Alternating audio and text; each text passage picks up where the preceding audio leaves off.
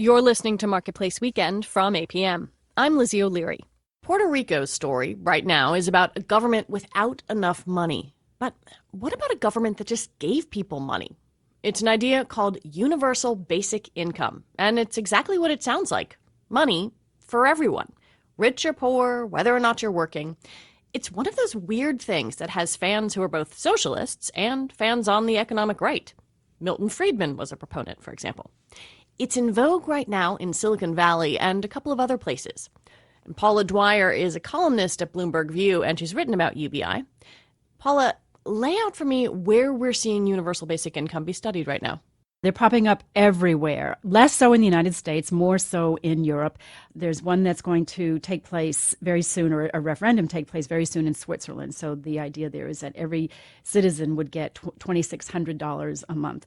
The country of Finland is going to do a 2-year trial. Several cities in the Netherlands, like Utrecht, are conducting pilot programs. And then there's a nonprofit group in the United States called Give Directly that will give 6,000 Kenyans a guaranteed income for many, many years, like 10 to 15 years. And the idea is to see what they do with the money. Do they become slugs, or do they get really creative and innovative and add economic value?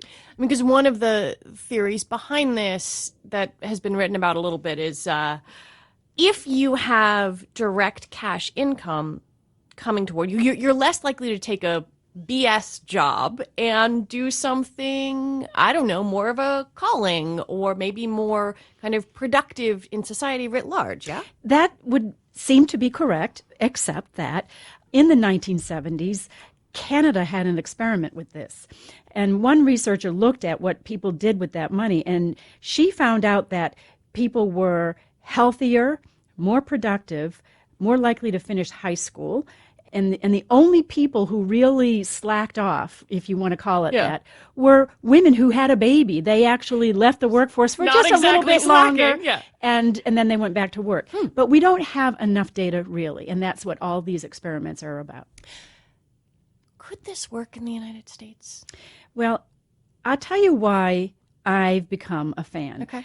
One of the things that has bothered me for many, many years is that in the United States, we have an array of social welfare programs to help people who, for whatever reason, need it. You have so many different things, and if you add them all up, it's about $1 trillion a year. Every one of those programs has eligibility criteria, and among those criteria are you cannot earn more than X amount of money, which means that they can fall off the earnings cliff. You earn 1 penny more than you should, and suddenly your benefits dry up. To me, that is such a strong disincentive for people to work. And I personally believe people want to work, but they also don't want to lose their benefits. So that earnings cliff has become a real problem in terms of encouraging people to improve themselves. So to me, that's the beauty of a universal basic income. It's not enough money really to live off of, but it's just enough to get you by, and then you can go out and you can get a job and you can supplement it. This has become in vogue in Silicon Valley because some folks there have embraced the idea that automation or technology might phase some people out of their jobs. So why not supplement cash assistance? Silicon Valley is probably the font of universal basic income thought right now. And they are attracted to it for 2 reasons. One is if people don't have money, they can't buy technology. And 2, if technology is going to replace a lot of jobs, if we're going to see a lot more layoffs, there could be civil unrest. And, it's really not fair for the people who can't get a job anymore. And a lot of people cannot be retrained, say, in the types of things that would employ us in the future. And so what do? Instead of saying you're no good anymore, you give them a basic income. And I think that appeals to their social conscience. Social welfare programs in the U.S. have a somewhat complicated history in that they also have distinct political constituencies. You've seen Democrats push back against, say, means testing Social Security because they like the idea that it is for everyone. The politics of this seem like they would be almost impossible to move. What I found is that the politics are not what you would expect. I thought a universal basic income would be welcomed with open arms by liberals. It turns out that people on the left are more opposed to this than people on the right, and I'll tell you why.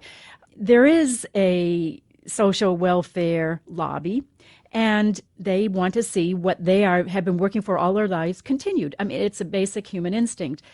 But they also feel that we're talking about utopia. A universal basic income is just so idealistic. It's so radical. It's so out there. It will never happen. So why should we be distracted by that? We need to focus on more immediate things. On the other hand, people on the right, conservatives or libertarians, maybe not on the right, they like the idea of a universal basic income because it makes government more efficient. So instead of having all these $1 trillion worth of programs with all their different eligibility criteria, we can do without it. We can just give everybody a check and voila, efficient government. And we've done what government is supposed to do, make sure that people are fed and housed and clothed. Paula Dwyer is a columnist for Bloomberg View. Thank you very much. You're welcome. It was a delight.